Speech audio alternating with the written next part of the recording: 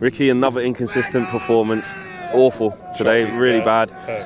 The chance to knock on the top 4 door again, and it's gone again. I mean, are we just looking at Europa League now? Is that going to be the best chance of this team getting any form of Champions League? Because it was bad today.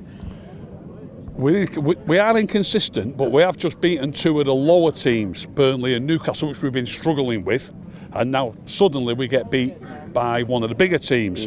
And I mentioned this to you a few weeks ago. Up until today, we've played Arsenal at home, we've played Liverpool at home, we've played Spurs at home, we've played Chelsea at home, we've played Leicester City at home.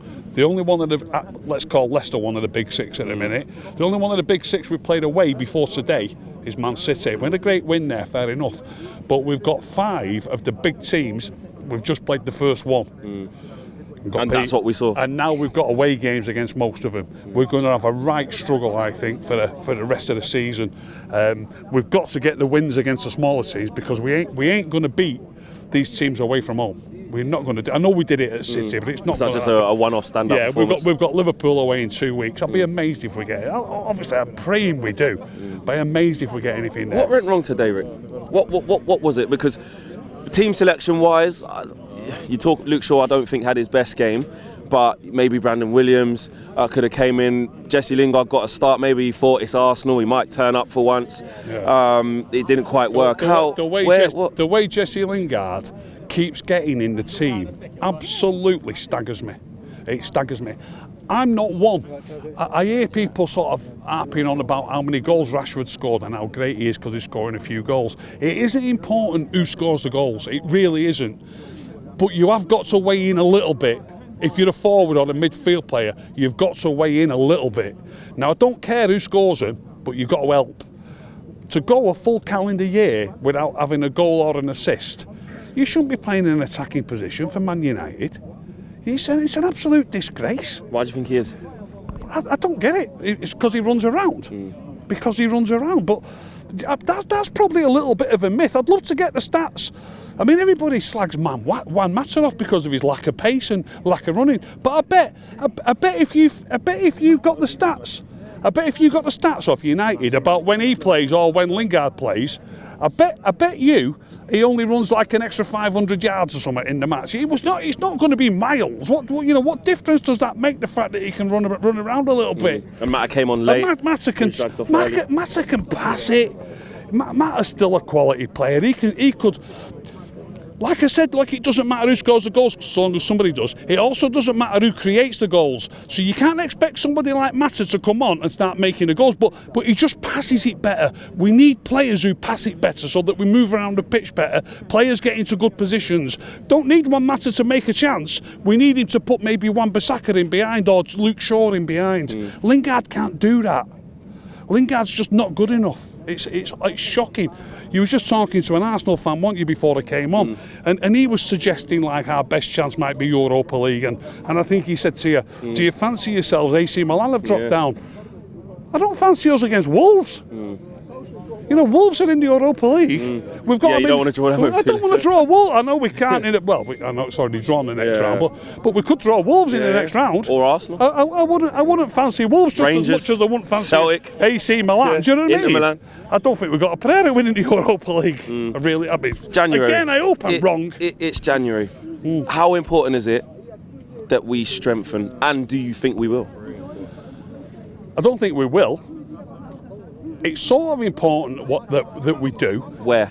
But I don't think we definitely need another forward. We definitely. Something about the forwards, by the way.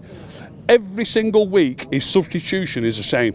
It's always Dan James. Now, I know Dan James is having a tough time tonight. Is it Kolasinac that was playing at left back? He got him booked after 3 or 4 minutes. He did have to knock him over a couple of times. A couple of times Kolasinac got away with it. A couple of times we got a free kick.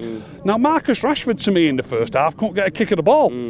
Why is he taking that option every time? Every single solitary time, without exception, it's Dan James off. And Dan James doesn't deserve to be said. In fact, you know how much I love Anthony Marshall? I think Dan James was possibly the best of our front three today and still gets a curly finger. You know what I mean?